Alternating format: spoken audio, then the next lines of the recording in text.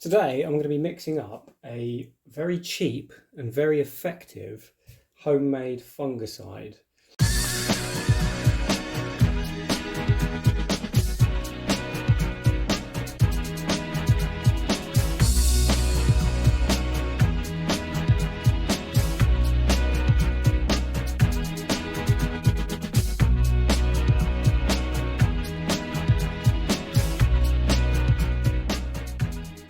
Basically, this year's been quite wet and damp, and that is a breeding ground for fungal diseases such as black spot on roses, powdery mildew, and tomato blight.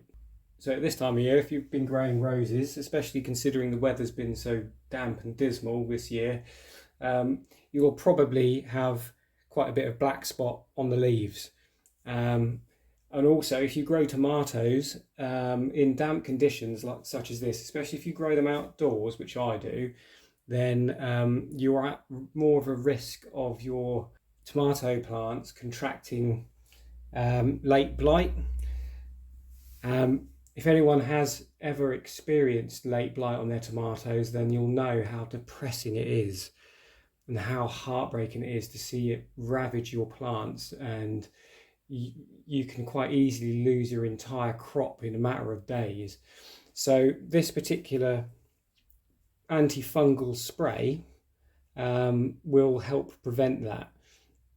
I'll leave a few pictures of tomato blight symptoms on the video here so you can see exactly what I'm talking about. But yeah, it's something you want to avoid at all costs if you can, and this spray really does help with that, and I've used it many times.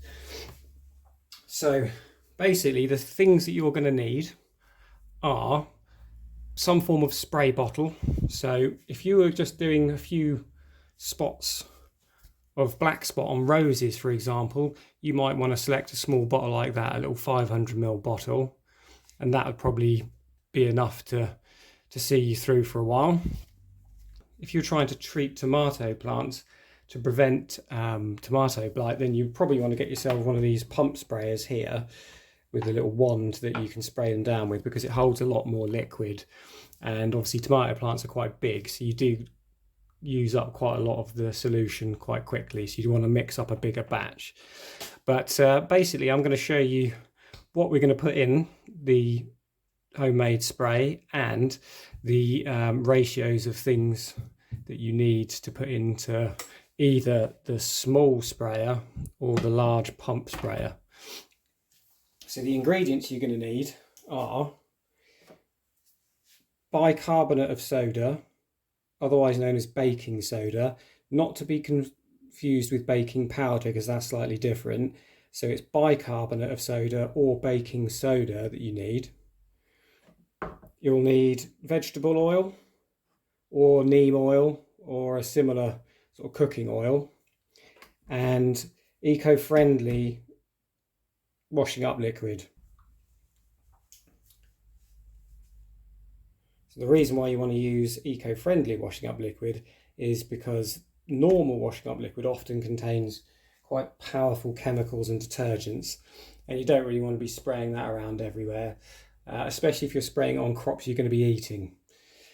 So basically the reason why you use bicarbonate of soda is that it's an alkaline substance, and effectively it changes the pH on the leaf surface. So if you use this bicarbonate of soda on them, then that effectively changes the pH on the leaf or stem surface, which kind of inhibits how the fungus can colonize on the plant. So it basically kind of stops it from happening.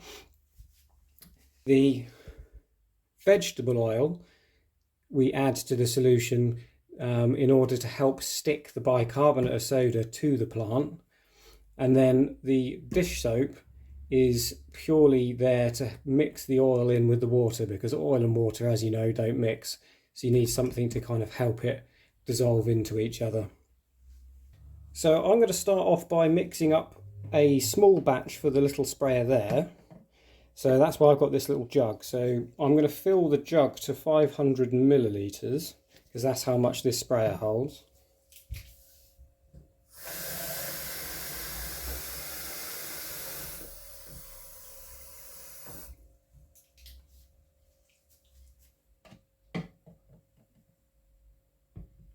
So depending on how strong you want to make the solution, you want to use between 1 and 3 tablespoons of bicarbonate of soda in the water. So 1's quite a mild solution, 2's a medium solution, and then 3, if you've got like a serious case of black spot where it's covering a lot of the plant, then you might want to use the stronger solution. So I'm going to go middle of the road and do a sort of a medium strength solution because I have got quite a bit of black spot on my roses.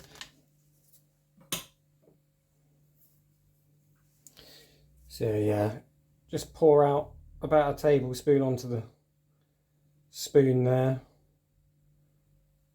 That'll probably be enough, I reckon. And then another one. As I said, if you're making the stronger solution, you'd add 3, but I'm going to go for 2 this time. Give that a little stir.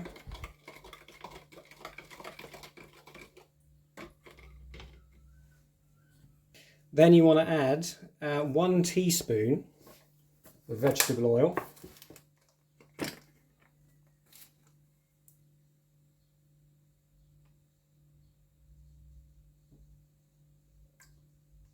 As I said, this is to stick the bicarbonate of soda solution to the actual leaves of the plant, and you can see it's not going to mix in with the water, so that's where you want to add 1 teaspoon of the dish soap. And the moment I pop that in, you can kind of see the oils breaking apart as it starts to mix with the water. So just give that a little stir about.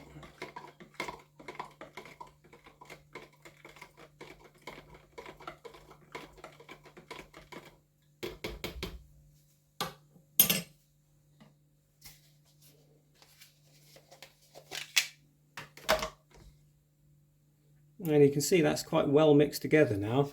And yeah, you just need to decant it into the little spray bottle there carefully without spilling any.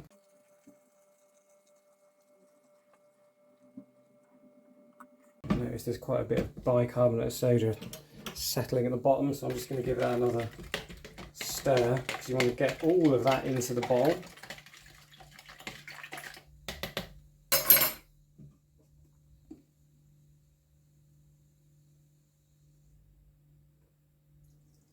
Just be aware that it can froth over a bit, so I'm going to do this over the sink.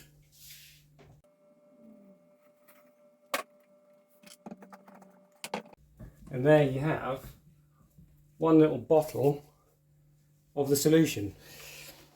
So before you use it, you want to give it a shake, just make sure the bicarbonate of soda doesn't settle to the bottom.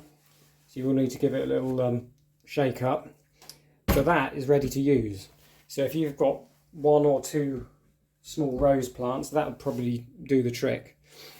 But today I want to give my tomato plants a little preemptive spraying and start my annual spraying regime.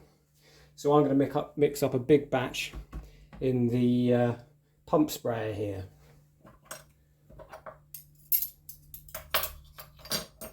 So this pump sprayer holds 5 litres, so I'm going to go ahead and put 5 litres of water in that.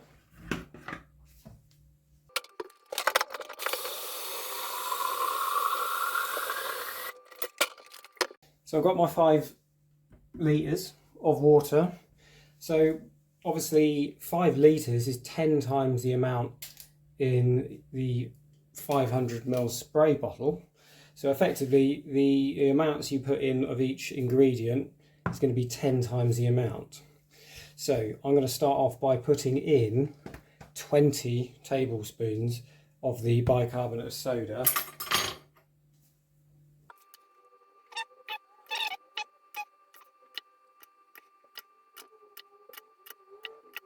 Well, I've got about 17 or 18 tablespoons in there. So basically I bought this small little tub just for the purposes of demonstrating how to make the spray. So you can get bigger tubs if you're going to be using this spray regularly. You'd want to buy probably a bigger tub than that. But the amount I've put in there is sort of a low to medium strength amount. So now that I've put the bicarbonate of soda in, I need to put in the oil. So as before, in the 500 milliliter bottle, I would have put 1 teaspoon. So effectively you need to put about 10 teaspoons in here. However, 1 tablespoon is about 3.3 teaspoons. So if you put 3 tablespoons of oil in, that's roughly the equivalent of 10 teaspoons.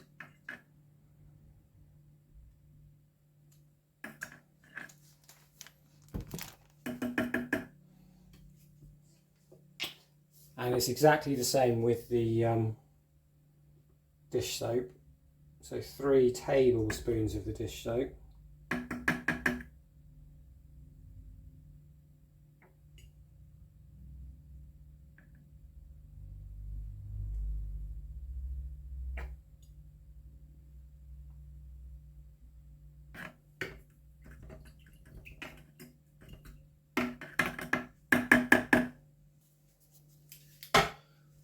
Right, so yeah, if you've got a stick or something, a clean stick or something like that, you could get in there and give it a good stir about. But what I normally do is just put the lid of the pump sprayer on.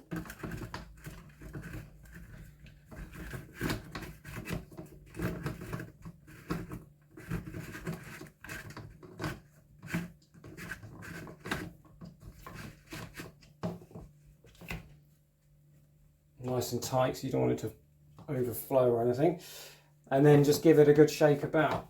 And again, you'll need to do this before every application just to make sure that the solution's mixed up nicely.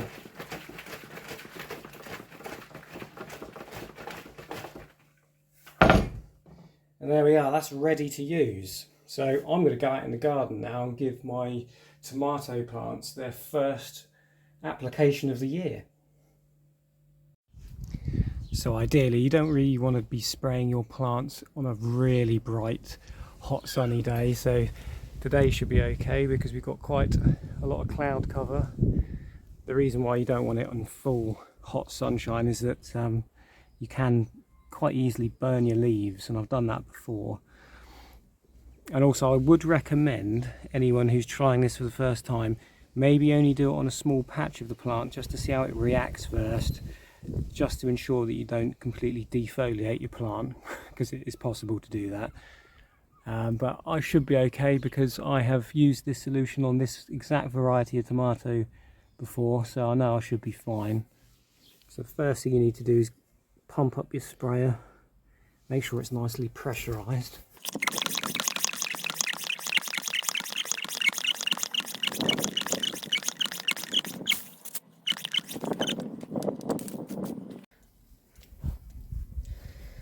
And yeah, you want to make sure you get a good coverage on the entirety of the plant.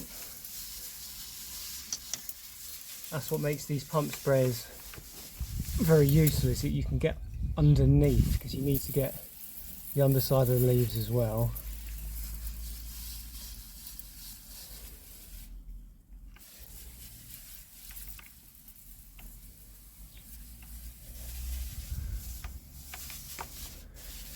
You'll notice I'm giving my windows a bit of a coating as well, much to my wife's dismay, I'm sure.